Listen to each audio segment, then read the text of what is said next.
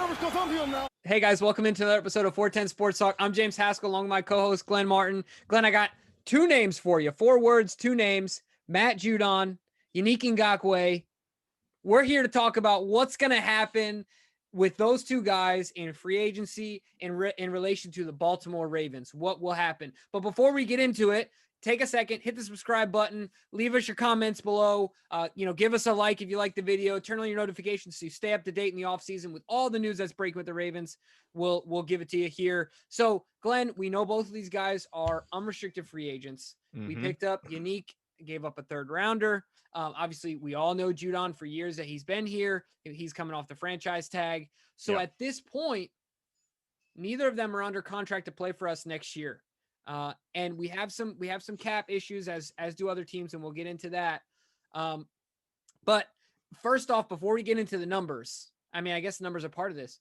Is there any way that we keep them both? What's your take there? Well, just looking at that, like you said, I think actually let's get into the numbers, Jimmy. Yeah, that way we can, let's just let them know, because this is a very different year. I mean, projections 2 years ago of what the cap would be in this 2021 season. They're not even going to come close to those projections after COVID-19. This is the first $35 million less than the projection. That's insane. So, and really, we don't know the exact right now. I believe the projected cap is somewhere between 175 and 190 million dollars is what they're expecting. But that's a pretty big window, $15 million. But nonetheless, it's not going to be anywhere near where they were expecting it to be. So like John Harbaugh said, there's only a handful of teams, that have a ton of cap space, like 3 or 4 teams that have an ample amount of cap space. So Jimmy, I know you have some details, even though it's a little unsure right now. We have the most up-to-date details. Right. So there's some easy math we can do here. The Ravens have 51 players that are under contract for next year as a part of the 51 mandate. And so if you do some simple math and you put some things together, that leaves us about $20 million. So if you take those 51 players, that leaves us just about $20 million under the cap based on the projection. Now, let me back up for a second. That leaves us about $20 million under the cap based on the agreed upon floor that the minimum the cap can be next year is $175 million. Okay. So if it is indeed 80, 90 million, there is some optimism for that. Right. But we're going to go off the floor because that's probably the most likely scenario. Okay. So based on that, we're about 164 million and 175 million. That leaves us about $10 million in cap space. Yeah. No, excuse me. I apologize. 154 million because we're about $20 million. And then if you include, then on top of that, if you include the restricted free agents that we have, there's a handful of them, the big name, being Gus Edwards. Mm-hmm. And then you include our 2, we have exclusive right free agents to Chris Board. And then we have 2 players in that scenario. If you include those 7 players, once again, the estimated hit for them, all of those guys, is another 10 million. So that takes us right up to 164 million and a half. So we're right about $10 million. Okay. In estimated space, once again, based on the CBA agreed upon floor of the So right now, as it stands today, a little over 20 million, but the expectation is after they settle the unrestricted and exclusive rights free agents, that number will be closer to about 10 million in cap space. Okay. So, and that's kind of worst case is 10 million. It could go up to as much as 25 if the cap is announced that it's going to be at, say, 190 million. Yep. Okay. Yep. So a lot there. And I think the big thing this year is I think everyone has to remember that we're going to give you some market value contract options for guys like Judon and Yannick. But I think Harbaugh, when he said in the press conference that this could be a year where people take those 1-year prove it deals and look to cash in next year when they hope the cap rebounds from this season. So don't be surprised if they take less than what they're projected to even get. I mean, it could very well be the case. But as far as both of these guys go very similar as far as their valuations, according to the sources we're using. So my first question to you, Jimmy, any chance that the Ravens could keep both these guys? Any chance? Yeah, I don't think so. Even in a best case scenario, in a best case scenario, like you talked about, if it's at 25 million, their market value a piece is 15 million and change for each of them. I think one's 15.2, one's 15.6. We'll call it 15 million a piece. So just those two guys for an annual contract, value would be 15 million based on their market valuation. That's already best case scenario. Yeah. Right. So we're already 5 million over. So I don't see it. I don't see it happening. Okay. All right. That's fair. Well, so then the next question is going to be, who would you rather have? Yannick, we had a small sample size as far as what we saw here in Baltimore, but over the length of his career, he's definitely the more accomplished pass rusher. But Judon, on the other hand, we've seen him up close and personal. We know, all the positives he brings. So while he may not reach the heights of sack numbers that Yannick has gotten, we may see value other places. So if you could only choose one, who would you go with, Jimbo? Let me ask you this. Do I have to choose one, or can I say I'll let both of them walk? I mean, that's a big possibility. I mean, is that what you're? Another guy that we have up for free agency, Tyus Bowser, another one, Pernell McPhee. Not saying that those guys are Matt Judon and Yannick Ngakoue, but I can totally see the Ravens duct taping this situation together. So that's Sack Daddy that we used, a second rounder on. Yeah. And then you got Tyus Bowser, you got Pernell McPhee that we could bring back on another 1-year deal, see what else he's got left, and then go draft some guys maybe in the second, third, fourth round that could simulate what. Think about Judon was a 5th rounder. Ngakoue was a 3rd rounder, if I'm not mistaken. Yeah. When he came out of the draft. So maybe the Ravens have confidence that they can let him walk, Find spend another that money. diamond in the rough. Yeah, spend that money. And then not only that, but continue to establish the young guys that they have. So, but to me, if I had to pick one, I'm going with Matt Judon. I think I don't know, Ngakoue, I don't know if it was a lack of, it was, he didn't have a ton of time here, didn't have a ton of practice here, but he didn't seem to be a great fit into our defense. So if I had to pick one, I'm going Judon. Yeah, I think I tend to agree with you from that standpoint. I think Judon is the more complete player. If you look at, we spoke to a couple guys who covered Yannick when in his time in Jacksonville, and if you just look at like a non-biased evaluation source like PFF, it's pretty clear that he has one glaring weakness, and that is his run defense. And I mean, we heard about it from the gentleman we spoke to about from the Jaguars. It's been an issue his whole career. He actually said it looks as if it's an unwillingness to even participate in and that for a Raven, that's just not going to fly. I mean, all of our greats at outside linebacker have been two-way players. They're not just speed rushers.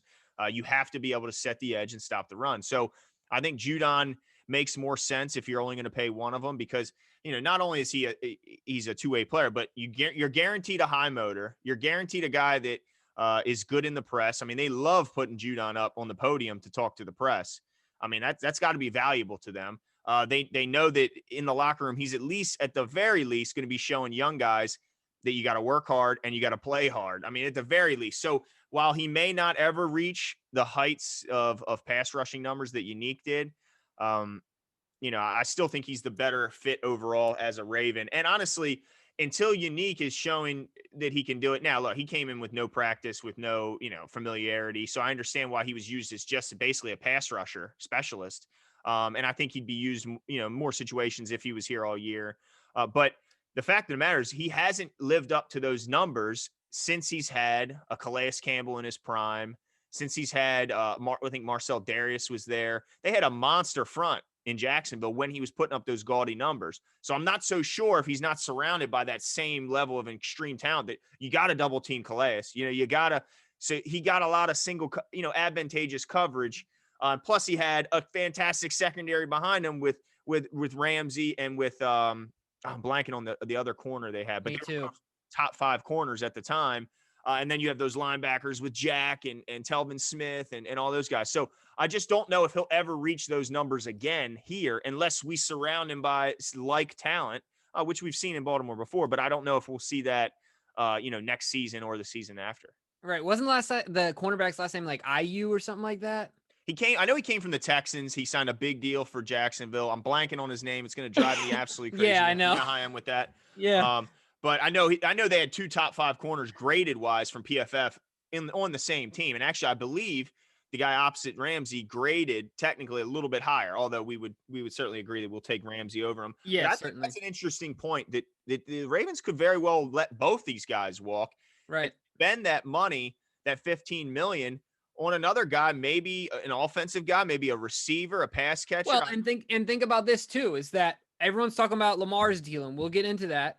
But what about Orlando Brown? What about Mark Andrews? You know what I mean? Like those guys are pillars to our Hollywood. team. Yeah. What Hollywood, right? But I think if I'm not mistaken, those two guys, since they're not first rounders, they're going into their fourth year. Yeah. And not unlike Lamar, we don't have the option to pick up. You're talking about outside of Hollywood. Yeah. Yeah, exactly. So I could. This is what I think is going to happen. I mean, right, let me just say this, Jimmy. 50 million right now of our space is being spent on the offense, and almost 85 million is on defense. Right. Would you like to see the scales even out a little bit, spend a little bit more money on the offensive side? Yeah, absolutely. And I think a lot of that actually is a credit to our not only our drafting, but making these players immediately, impactful. The players, we have the best ROI when it comes to per snap in the NFL, and it's not even close. So, return on investment per snap, we blow everyone out of the water. And I think it is a credit to our coaching and our drafting. Drafting is the first piece, but then you got to develop these players. No doubt. And do it quickly. But I honestly think what will happen, Glenn, I've heard a lot of people talk about franchising Judon again. And I've heard, some people are Camp Ngakoue, some people are Camp Judon. I think they both walk. I know that sounds crazy, but I think they both walk. I think that Tyus Bowser steps into a bigger role. I think they bring in, they bring back a guy like Pernell McPhee. They try and do more with a guy like Jalen Ferguson. And I think they get some guys in the late, early mid rounds to try and make up for that deficit, because the Ravens have the utmost confidence in their ability to draft. I know it sounds kind of crazy. Here's my worry though, Jimmy. We couldn't sustain a consistent pass rush with those guys. I mean, look, if you just look at the numbers and see quarterback hits, the Ravens were fine. They were fine at that, but it came in bunches a lot of times, and it didn't come against those high level quarterbacks or teams, those playoff teams. It disappeared. I mean, Mahomes disappeared. We had one sack, I think, on Josh Allen. He had a lot of time back there. So if we can't get pressure with those guys, I mean, Jimmy, I'm going to be awfully nervous going into a playoff game or a big game next season without him. If you're telling me you're not going to replace him with known talent, right? Yeah, no, I'm with you. And we could pick up some takes, of course, like we always do. We take some flyers on some guys, and maybe somebody. Is there some guys out there that we could get for cheap? Yeah, there are some guys out there. But before I talk about that, one of my rebut to your concern would be this: not next year, but the year after that. If you had to take 15 million to Judon 2 years from now, right? Yeah. So he's 2 years older. You got to pay him 15 million, or you got to give that, if you're robbing Peter to pay Paul, as the saying goes, right? Are you want to give that 15 million to Orlando Brown, who's younger, who's, he's got more tread on the tires, or you want to give that 15 million to Matt Judon? Would you want to give that 14.5 million that tight ends are pulling these days to a Mark Andrews, or you want to slide that over to a Matt Judon? So I think, I'm not saying that, one directly impacts the other every single time, but there is an impact between the two. You know what I mean? So that's my concern, is that we got to spend the money on the offense. We can't, I don't know how many times you get a Mark Andrews in the third round. How many times do you get a Zeus in the third round? You know what I mean? Right. Yeah. So I guess, all right, well, let me give you a couple names out there that are going to be available that they could get maybe a lesser, maybe a 1 year prove it deal where they could then re-enter free agency the following year. These are some opportunities. So Leonard Floyd from the Rams, heck of a player. He's only 29 years old. He will be a free agent. And I guess the question there is, a lot of things. I mean, Aaron Donald, certainly commands a lot of attention. So, would he put up the production and be as good as he is without Aaron Donald, without who's the guy that we almost signed, ended up going back to the Rams? We had Derek Wolfe and Michael Brockers. Another very talented player, guy who's always highly graded, especially in run defense, but also can sprinkle in some pass rush. So it's hard to know whether he's worth it. Then Melvin Ingram from the Chargers. He's had a pretty fantastic career, but lately injured a lot. He's 32 years old. Right. He's a possibility. And his estimated market value is $4 million less than a Judon or an Ngakoue. So his estimated market value, both of those guys estimate 68 million in 4 years. around there, something like that. But their average annual salary is 15 million, where his is only a 3-year deal, is what it's estimated at, and only 11.5 million a year. And I think we know why. It's his age and his age and his availability. injury history, right? I mean, I think that's one thing I don't want to just gloss over is the fact that Judon has been healthy pretty much his entire career. So I don't want to just brush by that. But at the same time, he is 29. I mean, he's not like a spring chicken. He's no 26-year-old. He's still 29 years old. I think he played a full 4 years in college, and that's why he was a little older when he got to us. But I mean, I don't know. I'm just wondering if you can't replace him, if you just let both these guys walk and don't replace them with some type of known talent, it's not like the Ravens are picking in the top 5 and they're going to be able to bring a Bosa in or a Myles Garrett in who immediately, or a Chase Young who immediately can step in and be an impact pass rusher. Typically, if you're going to be getting a guy on the back end like Judon, who you hope to mold into that, he's not going to be that day one. So if both these guys are gone, Jimmy, I'm going to be worried about where the pass rush is coming from next year. Yeah, I can't say that I'm not going to be worried, but I can say that I believe this is a total Ravens thing to do, to believe in their ability to draft, believe in their ability to develop the players that they have in-house and expect them to step up and not pay top dollar. What if you can get them on a 1-year deal? Because those players you mentioned, they're coming up, but they're not there next year. Right. So is there a chance that maybe one of these guys will come back for a 1-year prove-it deal? And that's a great point. I think that both of them, it's going to be hard to get the bag in this offseason. So I guess there is a chance that you get them on a 1-year deal. But if you get them on a 1-year deal, the average salary is going to be higher. So that throws our salary cap out of whack for next year, even if it is just next year, right? Yeah.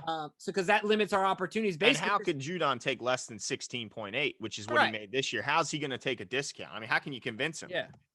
Yeah, absolutely. I mean, that's on principle. It'd be really hard to say here, take less than you did last year. So that's, let me just run through a couple other names here, Jimmy. Yeah. I'm excited to hear it. All right, Shaq Barrett, 29-year-old. He's been absolutely going nuts in Tampa for the Bucks from a sack perspective. He's only 29. That's a possibility. Bud Dupree, familiar face, one of the leaders for the Steelers. And if he didn't get hurt, I mean, this guy was phenomenal. I think he was leading the league in tackles for loss. Him and JJ were like 1-2. The guy's real. He's only 28 years old. There's no chance that the Steelers can bring him back. When you look at their cap space, there's just no chance. So, and they got JJ coming up. So, TJ. They got TJ coming up. So that's just going to throw it even more out of whack. Yeah, they can't pay him. So, there's a lot of, and let me just I'm just going to rail off a couple because what I want to show you is how many are available and how that could lower some of the value for some of these other guys. Solomon Thomas, 26 years old, former top 5 pick, I believe, for the Niners. He's going to be available. Jadeveon Clowney, still just 28. I know he was banged up a ton last year and really has been for the most part of his career. But when he's healthy, there's no doubting his talent, and I still think he gets a decent contract. And he still fetched, what, $12 million last year, if I'm not mistaken, even after the holdout and everything else. 13. So he's going to expect at least something in that ballpark. Absolutely, which, I mean, that's going to be pricey. Ryan Kerrigan, he's 33. He's getting older, but that could mean we could get him for a decent price and hope he's got something left in the tank. Same goes with Justin Houston, who's 32, and Olivier Vernon, who's 31 and now coming off an injury that he just sustained a few weeks back for the Browns. There's a bunch of names out there. So I just wonder, and we're not going to know. I mean, this is just all speculation, but it is going to be curious to see how the Ravens balance the small remaining cap space they do have and how they decide to spend it offensively. I mean, a bunch of guys are asking for us to bring in a free agent wide receiver. They could use that $15 million towards that, but it's just kind of what you value more. And it's going to see who the Ravens do value more. It's just really hard for me to envision the Ravens paying out on a contract for a guy that wasn't a first rounder, either guy that isn't an in-house. So let me back up. I think the Ravens usually pay that big contract, that second, that's the biggest contract of most of these guys' careers, right? That second one after the rookie deal. So to me in history, I don't see the Ravens doing that a lot to guys that weren't in-house first rounders. I think in-house is more, but I mean, like they signed Tavon Young to a pretty monster deal, and he was that's true, and in-house is Nick a huge Boyle, one. Nick Boyle, they've given a lot of money. But the other one too is for guys that have played like they're good. Don't get me wrong, but I mean, they want upper echelon money. And look, Marlon Humphrey has a clear-cut reason why he got paid, is what I'm trying to say, right? Ronnie Stanley, clear-cut reason why he got paid. All these guys. So, and if there's a debate around how much they're worth, I don't know if the Ravens cut that check. It's tough because Judon is typical edge guy is graded by sacks. Right. He doesn't get a ton of sacks. He just doesn't. I mean, he's not that he doesn't get any. He gets a lot of QB hits. Gets a lot of hits. And he, you know, I just don't want to discount the fact that he always plays and he always plays hard. You never have to question it. Now, does he get a bonehead penalty here and there? Yeah, it makes us crazy when he gets a late a game. Yeah, when he gets a roughing penalty at the worst possible moment, it drives us crazy. But I just don't want to place all the value of an edge defender in one category, and that's sacks. I don't think that's fair. Yeah. And I think, like, what would you rather have, Jimmy? A Matt Judon who's going to get you 8.5, 9 sacks, but play all 16, or Jadeveon Clowney, who his ceiling may be higher, but his floor is so much lower? Right. Yeah, you're going to want to Matt Judon. But let me ask you this: are there any names on that list that you didn't name that you see as guys that are like flyers? Like for me, I think of a Taco. I know that he's been irrelevant in the NFL. His production has been low, but what's it? Taco Charlton. I see him as a guy that you could get on a flyer, right? And hope that he produces. Are there any other guys that jump out to you as, you know, high reward, low risk type guys? Because I think that the Ravens, that's the type of deal that I can see the Ravens going out and getting. I mean, yeah. I mean, that would be. The problem is the only way you would get that is if you get an old guy, right? You get an old guy. Justin Houston. I mean, he's not even that old, but I feel like he's been forgotten. He is a ball player. He is when he plays, you know. I mean, it's just the same thing with a lot of these guys is, can he stay healthy? Olivier Vernon, I think, is a nice player, but he's not a pass rush guy. He's not a guy that's going to come in and put up double-digit sacks. He doesn't even do that opposite Myles Garrett, who I think we agree is at least at the very lowest, the top 3 pass rusher in the league, and he might be higher. So I don't really, nothing jumps off the page at me where I go, yeah, this would be a great fit. I think we could get him at a you know, at this cost. I don't really have that guy in front of me because the one guys that I think we could get at a good cost have extreme injury issues, and the other guys are probably going to cost too dang on much. But one guy I could see that's possible is a Melvin Ingram. I mean, he's 32 years old, so he's not going to command a huge chunk of change. And I think with Wink and the way he rotates guys in and out of games, he'll be able to keep him healthy enough because he won't be asking him to go in and play 80-85% of the snaps. So that's who I would say. But man, I really hope they can find a way to bring at least just bring Judon back. I just don't know how much it's going to cost though. I can't wait to see how this plays out. Yeah, absolutely. I'm really interested to see how it plays out as well.